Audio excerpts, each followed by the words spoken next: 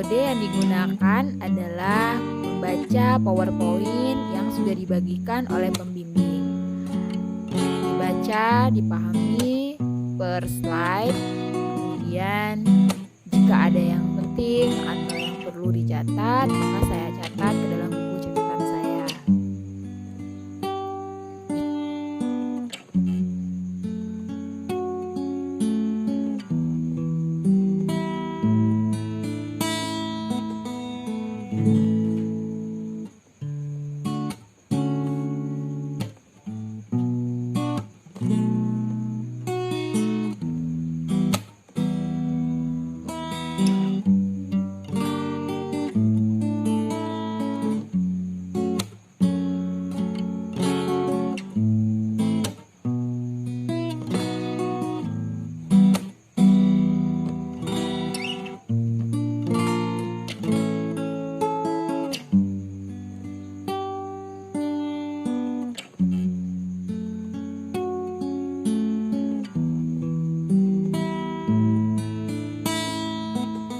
Kemudian saya juga menggunakan metode membaca modul, di mana modul tersebut tentang habituasi sedikit lebih lengkap.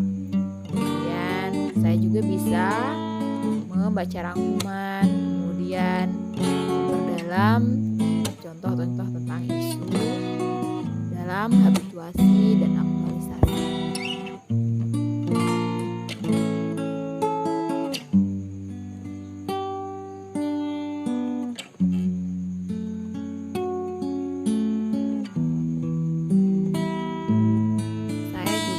Mempelajari dan mendalami materi tentang habituasi dan aktualisasi melalui YouTube, di mana kita dapat melihat dari peserta latsar yang sudah melakukan latsar terlebih dahulu.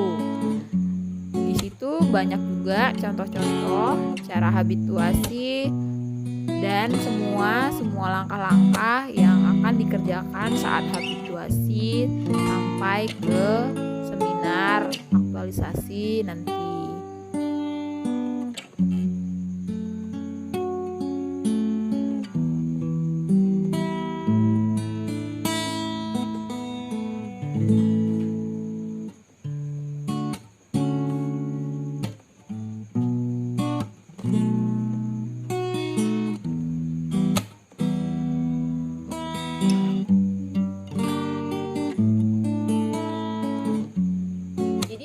Pertama yang saya dapat pelajaran yaitu tentang habituasi. Habituasi diartikan sebagai suatu proses pembiasaan perilaku sesuai kriteria tertentu, di mana pembiasaan ini diarahkan pada karakter diri yang ideal melalui proses internalisasi dan melalui stimulus yang dihasilkan akan dilakukan pada pelaksanaan tugas di tempat kerja. Kemudian faktor yang berperan keberhasilan habituasi, yaitu yang pertama kepekaan peserta terhadap tuntutan dan kondisi lingkungan kerja, kemudian konsisten dan keakraban terhadap motif bekerja yang lebih baik, kemampuan peserta menunjukkan di tempat kerja, kemudian memiliki role model. Kemudian aktualisasi, yaitu ada 2 poin di dalamnya, yaitu yang pertama merancang aktualisasi, kualitas penetapan isu, kemudian jumlah kegiatan, kualitas rencana kegiatan, relevansi rencana kegiatan dengan aktualisasi, kemudian teknik komunikasi. Yang kedua, melaksanakan aktualisasi, kualitas pelaksanaan kegiatan, kualitas aktualisasi, dan teknik komunikasi.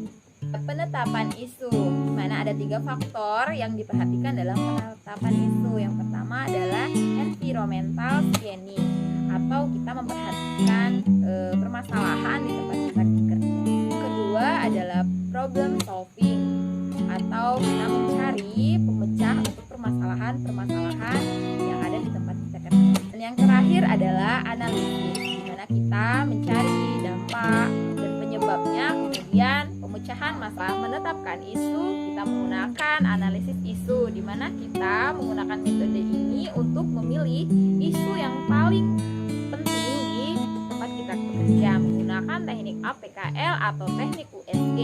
Teknik APKL adalah aktuali, problematik, kehayalakan, dan kelayakan. Kemudian teknik USG yaitu urgency, seriousness, dan GERD. Dari metode yang kita gunakan, kita akan mengambil satu isu yang paling dominan dalam permasalahan di tempat kita bekerja, di mana kita akan membuat tabel aktualisasi dari isu permasalahan, kemudian kita uraikan tahapan kegiatan atau hasil dan kegiatan dari tersebut, kemudian kita juga menjelaskan nilai-nilai dasar dari isu yang kita ambil, kemudian apa yang kita lakukan untuk tempat kita kerja, kemudian yang terakhir adalah penguatan nilai-nilai organisasi. Kita akan uraikan di situ semua. Tabel rancangan aktualisasi ini memudahkan kita untuk merancang isu-isu problem di tempat kita bekerja, mempermudah kita untuk melakukan habituasi. Tahap selanjutnya yaitu setelah kita menyelesaikan rancangan aktualisasi, kemudian kita akan mempresentasikan rancangan aktualisasi, kemudian melakukan aktualisasi di tempat kita bekerja, dan melaporkan aktualisasi kepada mentor, kepada coach kita. Kemudian kita mempresentasikan laporan aktualisasi di akhir setelah kita melakukan habituasi di tempat kerja. Sekian video pembelajaran tentang habituasi dan aktualisasi yang saya lakukan untuk mempelajari materi tersebut. Semoga bermanfaat. Terima kasih.